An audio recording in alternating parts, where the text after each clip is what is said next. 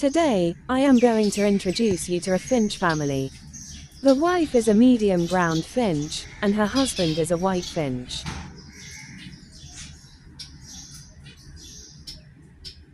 Being a medium ground finch, she is sharp shining. This bird has a blackish beak and a thin tail.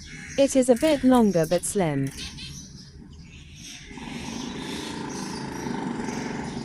It likes to feed on seeds, leaves, and flowers.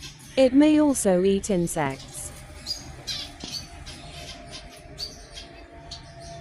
White finch appears very neat and clean. Their length ranges in between 3 to 10 inches.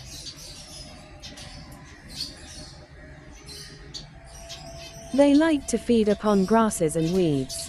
They also like to eat insects, but occasionally. So in my avairy terrace, the finches are growing in number and make couples, as per their preferences and likings.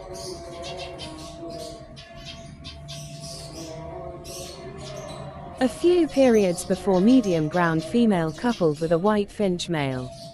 Female laid eggs, and after 20 to 23 days of laying eggs, 2 eggs hatched out to chicks, leaving 2 eggs behind.